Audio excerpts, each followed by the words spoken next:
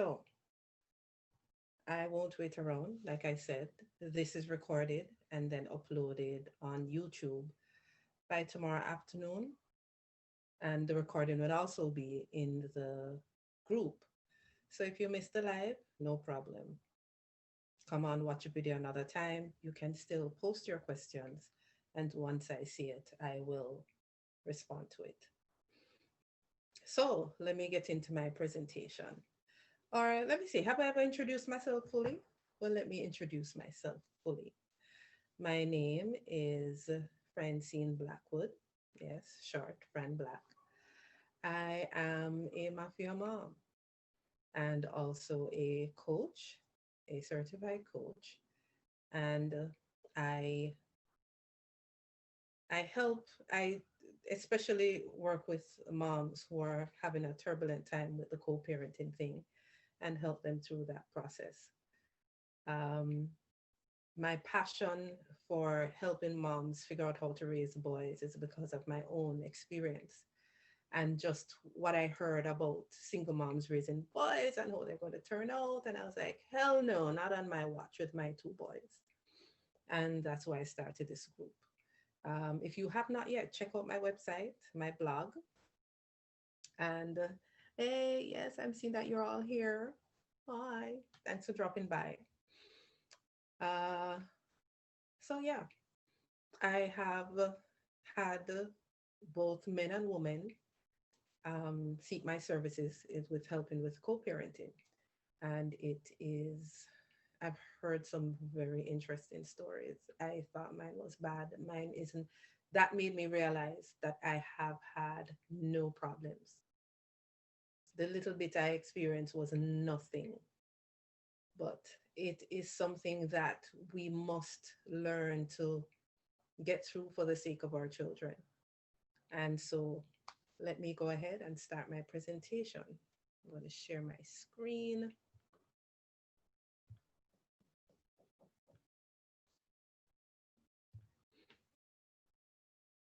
All right. So when it comes to co-parenting, I know that um, people have some very interesting ideas. They have ideas about, what if it's the mother that's a primary caregiver, the things she has done to get back at the dad. If the father is a primary caregiver, the things he has done. And, what we need to realize is that the only ones that are getting hurt in all of this, the children. So um, let's look at what it should be like if you have two mature people um, co-parenting. So first, what is co-parenting? Co-parenting is a post-separation parenting arrangement in which both parents continue to jointly participate in their children's upbringing and activities. When spouses separate and choose to co-parent, they must develop a co-parenting plan. So let's look at some of the rules that we should come up with, think about when co-parenting. So the first thing is don't force your children to choose sides. Um, telling your kids to cut ties with their former in-laws, especially if they had a relationship with them before, that's not a good thing to do. If they had a relationship with their in-laws, grandparent, auntie, uncle on your spouse's side, try as much in your power to maintain that relationship. Um, Two, opt for a position, opt for a positive tone when you talk to your children about your ex. Yes. So I get it. You might be angry or hurting, and it's tempting, especially if your ex de- denigrates you, but try not to give in to the tit for tat. I know sometimes it's hard, but it's for your peace of mind also. And also, again, for your children's sanity. So when you're talking to your kids, try to keep the tone positive, get the emotions out of it, and just stick to the facts. Three, spare them the details. And we're talking about the children. It's too much weight on a child's shoulder. They don't understand how hard life is as a single parent, or how it feels to be cheated on, or any of those things that your ex did to you. It's not their problem. So, especially when they're, as far as I personally believe, when they're adults, if they ask for details, then that's the time I would say, yeah, go ahead and share it. But as children, especially when they're young, not because they're 10, 11, 12, 13, and they act mature, they are still children. They don't know how to regulate all of that. They don't know how to deal with all of that. Don't get into the details and the nitty gritty of what happened between you both. Moving on to four, don't make your children your messengers. So please, where am I? There are too many ways for adults to communicate in these modern times. So even though rules may differ at each other's homes, you have to give allowance for that. So when the child is going off to daddy's house or mommy's house, don't send a message with the child about tell daddy you're not supposed to do this or not to let you stay up late or whatever. No. Communicate that to the other parent via email, texting, however, a phone call, but do not give any messages for your children to pass on. Don't tell the children to ask daddy for school fee. You know what I mean? None of that. The two adults are the ones that are doing the parenting. The two adults should communicate.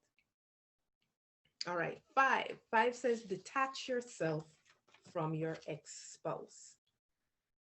We just have to admit it and get to the point where we realize that the relationship is over. We have to accept that. The sooner we do, the sooner we stop suffering. Don't try to be friends too early in the game and all of that. Just, it's time to move on. We have to detach. Six says, set limits and expectations for your children. So we know that a lot of times children may react badly to a breakup. They start misbehaving or start acting weird or becoming difficult. It doesn't matter. You have to set healthy behavioral limits. They might act out, but boundaries must be set. You must still be the parent. Do not parent out of guilt. If you're finding it hard to do so, seek help, seek professional help. We have to understand that some kids are also quite skillful at setting parents against each other. Don't fall into the trap. Seven says remain open to communication, and I'm talking about the children. So listen, I put that in quotes, listen to your children. Do not judge them or tell them how they should be feeling. It's hard on them too. They are experiencing the breakup too. So accept what they're feeling and let them know they won't always feel this way. It's new for both of you. It's new for you and it's new for them. And you're both trying to work your way through it. But let them know and reassure them that you will be there for them. And don't use that opportunity to be pointing finger at the ex. No, leave the ex out of the argument. Be a responsible adult. No, it would be nice if both can be, but if one at least can be a responsible adult. So choose who you will become after you separate. Set short, medium, and long-term goals for yourself and your family. And it's very important that you do, that you realize that this is a new beginning. And with a new beginning becomes endless possibilities. Sometimes we get stuck in, what happened, the hurt, the anger, the bitterness. No, we need to move on from that, right? We need to leave the past behind. No more complaining or blaming. Decide who you want to be and what is needed to get there. And if you need professional help to do this, get it. because it really, again, you're only hurting yourself. And more than anything else, you're hurting your children if you get stuck. Nine says, get your children to trust in you and feel secure. Your home must be a place your children are respected and taken care of. When love and acceptance are shown, it matters little if you feel your ex offers too little security. The feeling of safety and security you create will take on more importance. Over the years, I've heard parents argue about, when they're at the other parent's house, they allow them to do this, they don't, do that anymore, they don't feed them well, healthy meals. My response to that is, look, unless it's a type of parenting where the child is spending 1 week at your house, 1 week at the other parent house, and it's like that, or 1 month here and 1 month there, I really don't see why the big deal. One weekend, every weekend, 2 weekends out of the month, 1 weekend out of the month, every now and then in the week, it's not going to hurt the child, because at the end of the day, you make sure that in your house, boundaries are set, rules are kept, and you make that child secure and they know what is expected of them. When they go to the other parent house, especially if they don't spend long periods of time there, let it be a holiday for them. Stop. I find that sometimes we get too worried about what goes on at the other spouse's house. The only time we should be worried is if we feel that the child is being abused in any way, mishandled, treated badly. That's the only time we need to be worried about what's happening at our spouse's house. Okay? And 10 says, learn to rebound. Resiliency is the most precious gift you can give to your child. Show them that even when times are tough, you will be able to get through it together. All right, so I can hear it.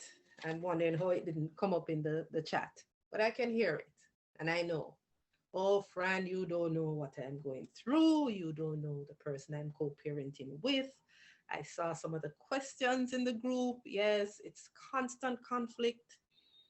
It's just really too much. And so, yes, these rules are for adults, you know, but I do believe if one person can be the adult, it will make a huge difference for the child. Don't know about anyone else. So, um, how to co-parent with a toxic person? I know before I had said, looking at a narcissistic co-parent situation, I changed it to toxic because when I look back, there are a lot of other personality disorders that um, resonates in the same way. Um, you have the borderline personality disorder, the histrionic, the narcissistic, and let's just throw psychopath and sociopath in there. They all have the same basic ways of showing themselves. So um, I know that on a whole, people, when they talk, anyone that acts in a manipulative way, they say that person is narcissistic. But no, there are many disorders. And that's one of the first things I would love for our prime caregivers, which are usually the mothers, us in this group, to understand you're dealing with a person that's not well. Let that sink in your brain, because once you really let that resonate with you, I assure you, you approach them differently. You're not dealing with an adult. You're not dealing with someone that's normal. You're not dealing with someone that thinks logically. They can pretend to and let other people think they are, but you and I know they are not.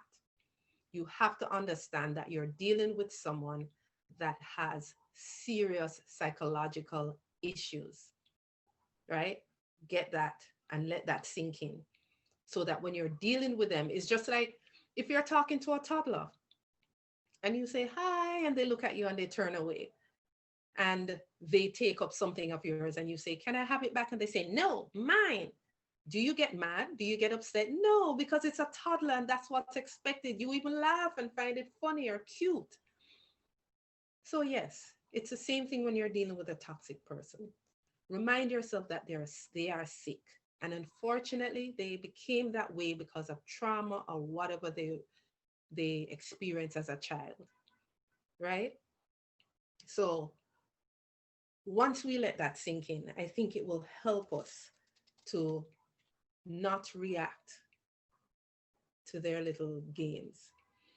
So I want to look at um, some of the ways these personality disorders show themselves.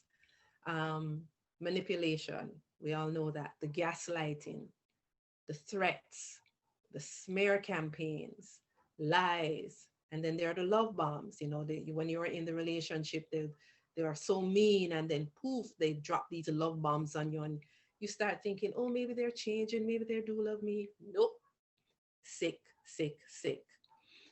Triangulation, bringing in a third party and making you seem even more crazy, the shame and the control. And I could go on and on about some of the tactics they use. Okay, so I'm going to give you 10 tips for co parenting with a toxic person, right? So the first one, before I go on that, I want to say, that it's unfortunate that we will be forever linked to this toxic person via our children, and understand that it will be a high conflict parenting situation. There is no way around that. It is going to be high conflict. You cannot escape it when dealing with a toxic person. So the most you can do is set yourself up for it. Understand it. Like I said, realize you're dealing with a sick person. So that lowers your expectation of them acting and behaving like a mature adult. Um, Understand their need to manipulate and to control. And one of the ways I found that helps to deal with these people is that you will have to learn how to manipulate too. But the means justify the ends. You manipulate in that you learn how to feed their ego so you can get what you want. But I'm going to touch on that later. All right. So the parent, the toxic parent will always be antagonistic. Getting you riled up is a way to get attention and continue their hold on you. And this is why you have to work on you, because once they can get you riled up, they have got you. They get pleasure out of that, right? So you have to set rules. They must be set in place. It won't be easy, but you have to stick to it. So one of the first things, that set clear boundaries about communication.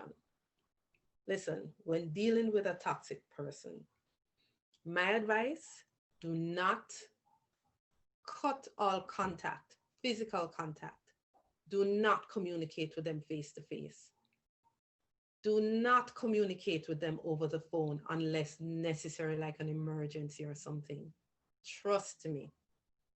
And I'm sure you all know it, right? Because all of the things I listed, the gaslight and the manipulation, all of that, once they're speaking to you face to face or on the phone, I can't even think of the word. But, look, there are many ways to communicate. There is email. There are co-parenting apps out there. I'm going to put some in the comments when I'm done. I also think WhatsApp can be used now, because WhatsApp, once you back up the conversations, because what you want to know is to have everything in writing. And why you want to use email or text and not just regular texting, something like a WhatsApp where you can download a conversation. It gives it a timestamp. It shows time and day, etc. Also, what that does, it gives you time to clear your mind, get yourself ready to type this email or to send this WhatsApp message.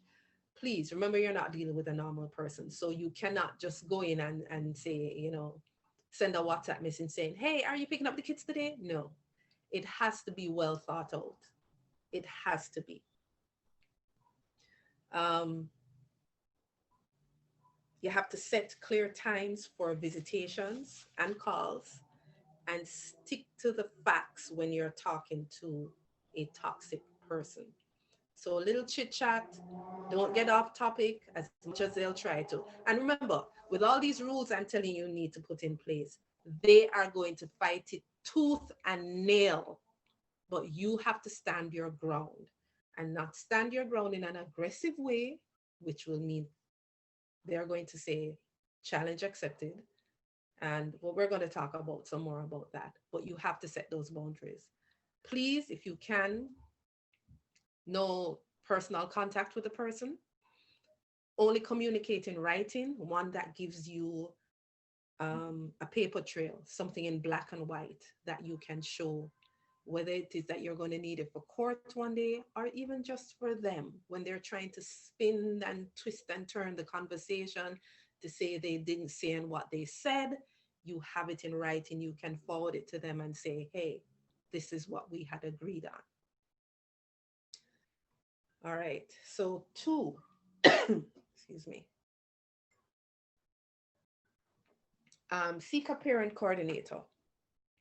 So, I'm not sure how this works in Jamaica, but I know in the US and in Canada, they will appoint you one through the court, right? If not, in Jamaica, I know you can get a mediator.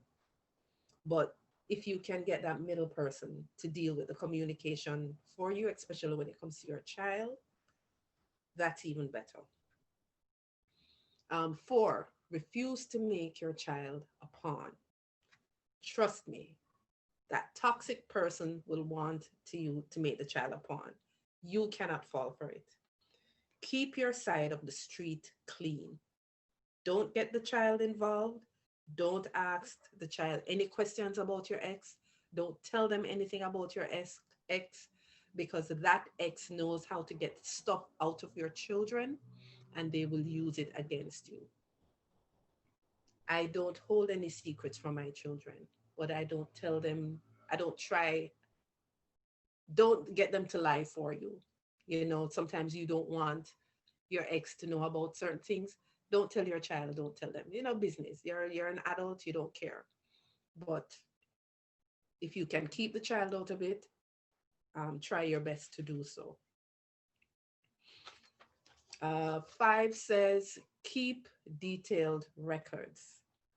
Yes, especially, more than likely you're going to end up in court with this person, whether it be for custody. By the way, I always encourage the mothers, if they are the primary caregivers, or the fathers, the person who is dealing with a toxic ex, file for custody, especially if that ex has moved out of the country. Because by law, your ex can take your child and nothing can come out of it, because there's nothing in writing to say that you have sole custody, or even if you have joint custody, how does that work? But if you have a, um, custody of the child and your spouse leaves the country with the child or whatever, that's kidnapping. And so that can be reported, etc., etc. So yes, you want to keep detailed records, document everything.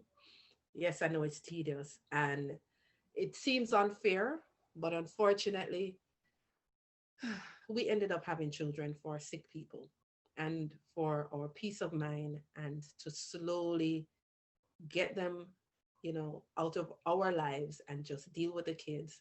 These are some of the things we have to do. So document everything, document visitations, when they had visitations and didn't come, when they showed up, when it wasn't their time to visit, when they showed up at your house at 10, 11 o'clock midnight. Yes, we know they do that. When they showed up very early in the morning on the day they weren't supposed to come. And they do these things to get you riled up. But you need to document it. And I'll discuss later how you deal with some of these things. Phone calls, how they deal with money when they do give you money. Um, because you want to minimize the amount of contact you have with this person, have them send it through the bank, wire transfer, that leaves a paper trail also, and timestamp, etc. Number 6 says, have your child attend counseling. And this is important. I know it can be expensive, but especially as a child gets older and shows independence, that's when that child will see the toxic side of that parent, because independence screams loss of control for that parent. And then they'll see it. Also, depending on what the children experience while you both were together, you'll want to get help for that child so that they will know how to deal with it, right? Because kids pick up on more than you think, when it comes to toxicity. And they will feel that they are the cause. Young children tend to take these things on themselves. So I recommend getting help for the kids. 7 says, do not argue with the narcissist. You will not win. And I'm sure we've all experienced that. Do not argue. Yes, they gaslight. Yes, they flip your switches, but do not argue. You will never, ever, ever win. Never. Don't think that you will. You won't win. So, um, yeah, always find your sweet spot, because you see, they feed on you, on your reaction, on you getting angry. So you have to remind yourself who you're dealing with and that this person is unstable. Think about the children, what's in their best interest. 8 says, um, be aware of triggers. So take note of what triggers a toxic person. You know, how do they handle holidays? When holidays are coming up and kids spend who? How does that work? How do they react to it? When the children or even yourself starts to show independence, how do they react to it? So take note of their triggers. And so you can prepare in advance on, on how to deal with it or to take preventative measures. 9 says, get your narcissistic co-parent out of your mind, home, mobile devices, and conversations. So once that relationship has ended, ladies, change all passwords, um, get new email addresses, all of these things, because I have seen those toxic exes um, hack emails, hack social media, hack bank accounts, hack all of this. Change out all of those things once you're out of that home, out of their presence. You know, get them out of your mobile phone. Yes, get them out of your mind. Stop talking about them, because you are just giving them energy. And last but not least, and the most important one, is practice good self-care. Co-parenting with a toxic person is extremely stressful. So you have to take care of you. Find healthy ways to let off steam. So when they get on your nerves and you have to keep your cool, you have to find ways to deal with that. Is it meditation, exercise, a glass of wine, chat and laugh with your friends, whatever you have to do. But you have to take care of yourself and take care. And of course, you have to take care of yourself to take care of your children. Because anxious adults raise anxious children. So guard that sacred place around your mental health. So the kids can thrive with kids can thrive with the unconditional love of one stable parent. So you have to remember to choose your battles when it comes to dealing with a toxic parent, and your mental state and that of your children is of most important.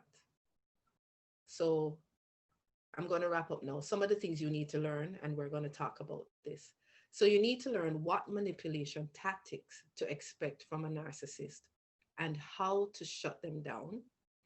You need to learn how to develop a bulletproof strategy to drive the outcome you want, how to create leverage to motivate and incentivize the narcissist to resolve your issues, how to anticipate exactly what the narcissist will do and stay two steps ahead of all times, and how to focus on you, build your confidence, and develop a winning mindset. So I hope that wasn't too long and that you got something out of it. So it's a lot. And that's why I said I would definitely have to come back with a part two, because dealing with a narcissist is stressful and there's so much to learn. If you notice, with each of the tips, it always comes back to you, finding your, it's about keeping your sanity. You have to find your center. You have to find that peace. And you have to remind yourself who you're dealing with. Because if you expect them to act like an adult or maturely or whatever, you're only setting yourself up for disappointments, you know? So there were questions asked, and I want to address some of them. Um, Even though we laughed about it, it was asked, why won't the clothes that you send come back? But listen, on a real though, we have to think things through again. If it happens more than once, then you need to lower your expectation. So it's either that you send the clothes to the other parent's house. So when you're sending the kids, you don't send them with a whole heap of clothes because you know they're not going to come back, right? Um, Find some way to get them. Personally, I would send the kids without clothes, without even them having clothes, and tell them to go buy the kids clothes. If they're going to argue with me about why I never send clothes, I'd say, well, get some. But I'm good at not arguing if I decide not to. So again, pick your battles. You have to know how to deal with these things. If it's something that keeps happening over and over, and the clothes thing, I know is something I hear quite a few mothers talk about. But yeah, especially for men, they don't get it. You know, the question was always asked, is it possible to co-parent with a narcissist or a toxic person? Yes, it is. It's just that it's extremely hard. And unfortunately, you're the one left with doing all the work to try and get it, on a certain level. Um, for that, that's why I said you have to build your confidence, because you have to be at a point where you know how to stand your ground with this person without it look coming across as a challenge. Um, and will they ever let go of their hatred for you and, just insisting on hurting you? Maybe, maybe not. What I found though, when that toxic spouse, ex-spouse, remarries or get into another relationship, and sorry for the new person, but that does take some attention off you. It does. Especially when that relationship starts to break, then they put their energies there in trying to hold on and controlling that person. So you get a break. And of course, a break comes the older the children get. So they don't have to deal with you. You don't need the money from them. You don't need whatever. So yes, that is it. Um, oh, let me check. I thought I was the only one who dealt with the clothes issue. No, you're not the only one. It's actually quite common. I've never had to deal with it because my ex doesn't live here. So when the children would travel, I didn't send them with anything much because I made it clear that you need to get them clothes. They're outgrowing the clothes and there's nothing to send. Um, so but yes, it's quite common for some reason. But yeah, you just have to realize that that's a losing battle. Again, pick your battles. If every time you send your children, they come back without the clothes you send, then you realize that you have to change your strategy. Um, Send clothes, or if over the time they don't come back without clothes, and you know that that means they have at least 6 pairs of clothes there, then why are you sending them with more clothes? You have clothes to give away. Right? So um What was the other question again? I'm trying to remember. But yes, so far, any questions, ladies? Put them in the chat. I'm looking. But yes, I will reiterate, it's difficult, but it's possible. Not to have a peaceful co-parenting experience with them, but to co-parent. And whether unfortunately or not,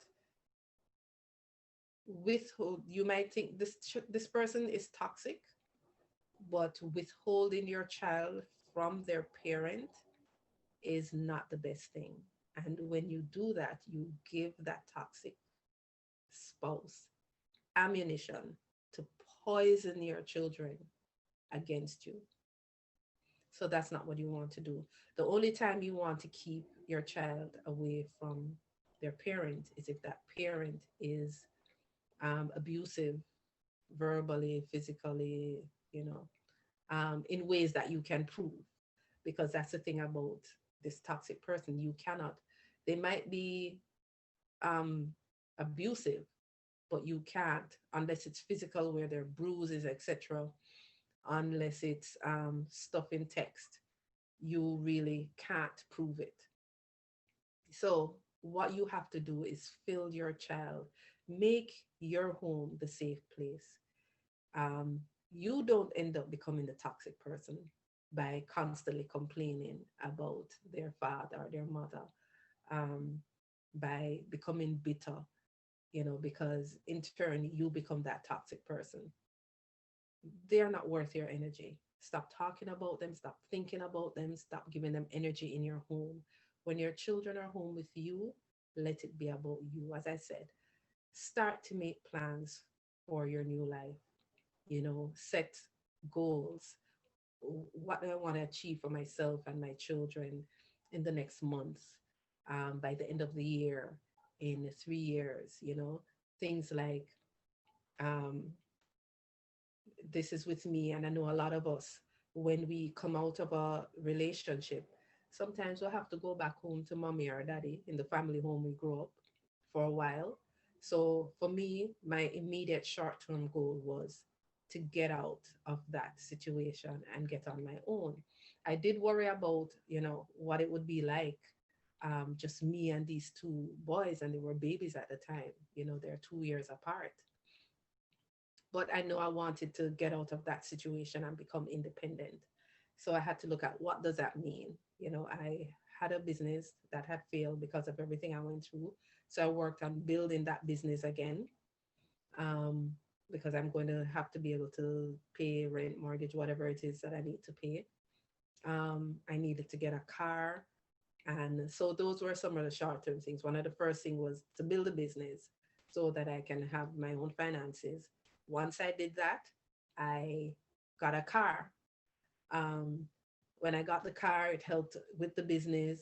Once that happened, I found an apartment, the same apartment I'm in now. It's small, but it's affordable. And as my business fluctuate, it um, I can still afford the rent. Um, but we're comfortable. I'm comfortable. My kids are comfortable. This is like our happy place. Checking the comments. In listening to you, I realize I have been having unrealistic, oh, being unrealistic in my expectations and thinking this person will act as a normal adult. Oh, no, no, no, no, no. Please get that out of your head.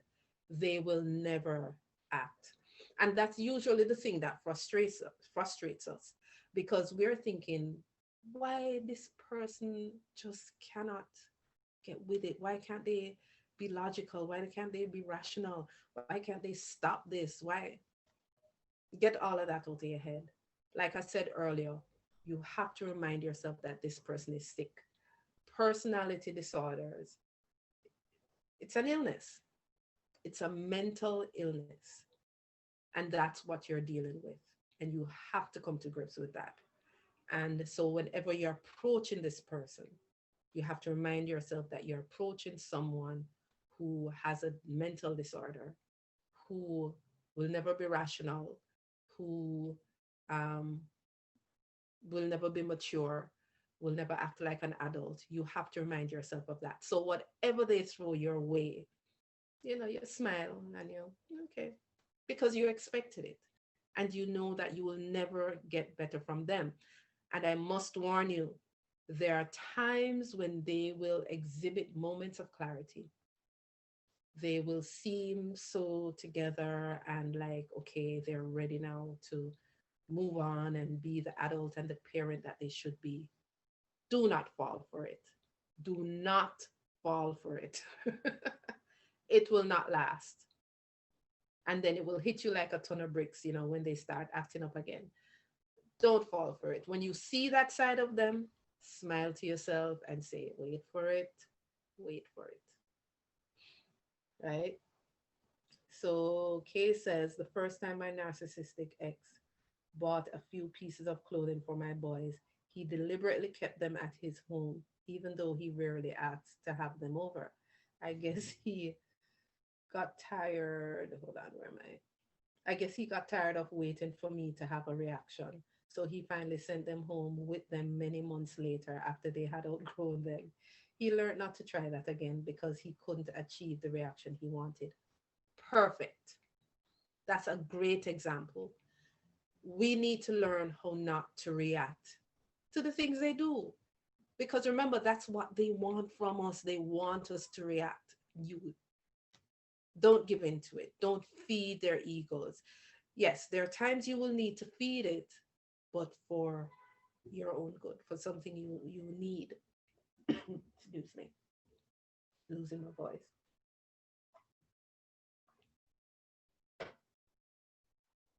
So yeah, you learn not to, stop. You have to, as I said, you have to pick your battles. So, stop beating up yourself over the whole clothes issue. Send them with no clothes. If they keep leaving clothes there, then when they say, why you not bring no, they send the clothes with them, blah, blah, blah, blah, blah. You point out that because um, the last 2, 3 months, they come back without clothes. So you know that the clothes is there. So they'd be fine. And if not, they're outgrowing the old clothes anyway. Pick them up 2 pieces and let them argue about it by themselves. When communicating with a narcissist also. So I remember I'm encouraging you to keep it to emails, text, something in writing. When they respond, say you're asking for whatever, I don't know, more money, whatever it is. When they respond, learn to read through all of the nonsense and all the things that's trying to get you to react and try and pick up, because in the middle of all of that, they will give you the answer to your question and then they will continue. So just pick out the answer you needed or the information you needed and then respond to that. Those moments of clarity usually come when they want something from you. Yes, they're very self-serving. Very true. Very true. That's why I said don't fall for it. Also, what I call love bombs. When you're in the relationship and they want something, they will pour on the love bombs. You know, they will even admit to their wrongdoings and be apologetic and bring you flowers and candy and whatever else it is, cook dinner, clean the house. And you're like, oh, don't fall for it. It's all a part of the game. So, where was I? Right. When communicating with them, you have to just wade through, and I know it's not easy because I've seen where a simple text to say, did you pick up John at school today? Did you remember to pick up John? Or, I had asked you to pick up the medication. Were you able to do it? And you will just get a long list of name calling, you this, you that, you whatever, whatever. I know it's hard, but again, you have to remind yourself that you're dealing with someone that has mental issues. So you wade through all of that. If after all of that they still didn't answer the question, You repeat the question. You have to let your communication be very businesslike, to the point, and as a matter of fact. So after all of that, you repeat the question. You say, okay, um, just wondering if you were able to pick up the prescription or to do XYZ. If they still continue to do all of that, you might try to ask the question one more time. Did you do it? If they still refuse to answer the question and just stop and realize that maybe you need to go pick it up yourself, or what they'll turn around and do is end up dropping it off, and you go, oh, thank you, and leave it at that. And that's really how you communicate to them, to the point. I mean, it's funny the things they'll bring up. I remember once having an argument about, what was it about? I can't even remember. But out of the blue came, "Me nah mind you." And I was like, what? I actually had to have a male friend who, Baron, who spoke on the healing. He helped me through a lot of this. I had to contact him because I found myself reacting because this was early days. I didn't learn yet. And I had to ask him to respond to the emails because I was getting emotional. I explained to him what I'm trying to get at, what information I'm trying to get. And even he just was laughing after the discourse between the both of them, him thinking that it was me he was communicating with. And just the way he responded. And once I was able to step aside and look at the response, it was very clear to me that this is someone that has serious issues. And that's what you have to do. You really have to take yourself out of it. That's why you have to, come to the realization the relationship is over. You know, don't get caught up in it. It's over. It's over. It's over. This person is a stranger to you, but it unfortunately is a stranger you need to share your kids with. And how do you go about that? And with the co-parenting, it's a business arrangement, and that's how you deal with it.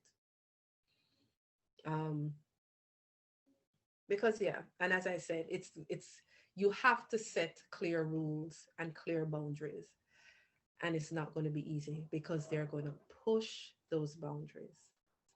If you say, hey, um, when you want to talk to the kids, call before 8 o'clock because 8 o'clock is bedtime. I can assure you he's going to call at 10. Do not, even if the child is up, do not give the child that phone. Say again, you have to learn. Listen, I had to practice in the mirror how to keep that tone, how to, and that's why you don't do it face to face because there's a way to keep the tone even though your face is showing that anger. So, I had to learn to keep that tone. So when that happened, I said, hey, remember 8 o'clock is bedtime, so they're in bed. Well, I'm busy and I don't have the time and I work odd hours and I really want to speak to my boys. I'm sorry. I'm not going to wake them up because when I do, they don't fall back asleep easily. That's on me. And then there's school early in the morning. Tell you what, let me know how you are tomorrow at X time. I will call you and hand them the phone. So I always try to find a solution to the problem they're trying to create.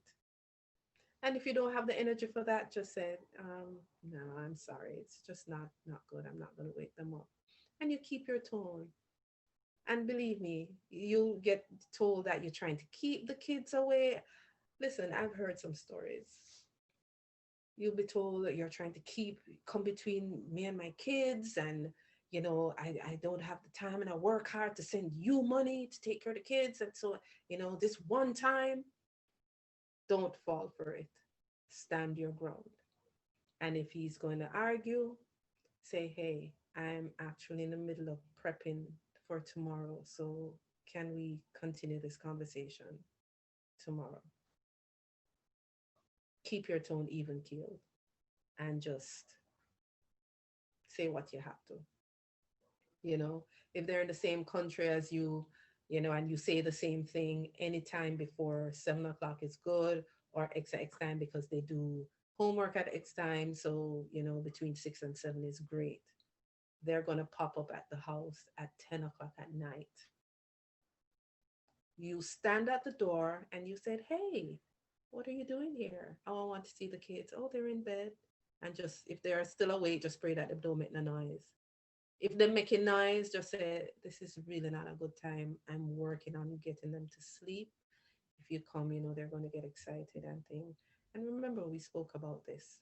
8 o'clock. Keep that tone. They're going to make up noise. And I've even heard stories of them. Um, one client I had, the ex started throwing stones at the house. Call the police. Do what you have to do, but do not give in. I know some of them are really, especially if they're that personality disorder is mixed with some um, psychopathic tendencies. It can get scary. And when it goes that far where they will get violent, you're going to need some extra help. You have to get the police involved. And this is when maybe you want to keep your kids away, but you have to have the proof to get that court order to keep them away, right?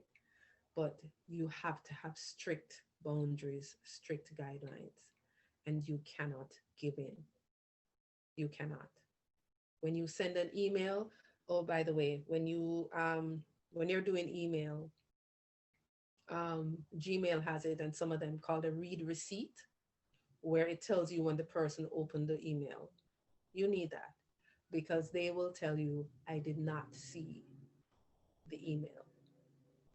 You know that they did because it showed that they opened the email.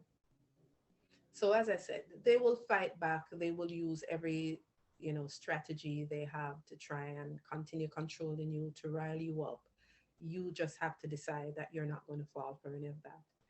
And this is why I said you have to decide who you're going to be, because if you were a weak person when you were involved with this toxic person, you're going to have to get strong. Not only get strong because now you're a single parent raising these boys, but you're going to have to get strong to be able to deal with this toxic person, or else you will never have a moment's peace. And I'm sure you want that, right? So we're coming up to wrap up time. It's 7:56. So we have 4 minutes. Any more questions? Again, um, thank you for those who contributed. Um, Miss K, I can see that you have it down pat. You know how to deal with them. Yeah, you can't take certain things on. You have to pick your battles. You have to think it through. Um, Set boundaries. And one of the most important things, look back at the list of co-parenting tips and make sure that you are not the toxic parent. Sometimes we are. And sometimes we become this way because we won't allow ourselves to heal. We have become toxic because of what we've experienced. Make sure that that's not you. And I will say it again, get help. I have had Baron on this show, I've had Linton. These are two people that can help you. They're counselors, they're coaches. They can help you. I myself am a coach. I can help. Um, so make sure that you're not adding to that, because at the end of the day, it's about the kids, right? One day I'm going to do a presentation other than what I spoke about what you need to have to be able to deal with a narcissist, how to um, communicate with them, how to turn things. Unfortunately, you're going to have to learn to manipulate too. I remember one of the first things I always teach my clients, especially when it comes to money, that's always, oh man, They use that money to control. Either they will send you just enough that will barely do it when they can afford so much more. If you act like you don't need it, they stop sending it because they know you need it no matter how independent you are. Um, if you show that you really need it, they think that's a hook they have in you to control you. You know, here is one tip. Um, and just grin. That's why I said you have to find ways to deal with these things. After you've had to talk to them, it takes a lot of energy and takes a lot out of you. You have to find ways afterwards to deal with it. With a friend you can unload on, meditation. For me, I use meditation and exercise. Music is my therapy. I play my music loud, I dance. My kids think I'm crazy sometimes. But whatever you have to use to preserve your sanity. Yes, it ain't easy, but we persevere. We have to. Um, but one of the things you can do to use in your favor is to kind of feed into that ego. So listen, it is their job to help to maintain their kids financially, right? There shouldn't be any questions. You shouldn't have to ask nothing. But I leave you with one tip. When they send that money via wire transfer, or through your bank, just send a little text or an email saying thank you. I received the money. Just say thank you. You'll be surprised how far it will get you because you're feeding into that need of feeling important. Okay. Okay, guys, thanks for stopping by. It is now 8 o'clock. And again, if you're watching the replay in the group, put your questions in there. I will answer it. For those who sent questions before, I hope I did answer them. Um, and also the replay, I posted on YouTube in the Real Mafia Mom on the Real Mafia Mom YouTube channel. All of them are there, so you can go and check it out. Subscribe to the channel. Um, tell your friends to subscribe to the channel, and thank you for tuning in. And I hope you learned something. I hope you will move forward with a different mindset, a zeal and energy, and know that yes, it's not going to be easy, but you can do this.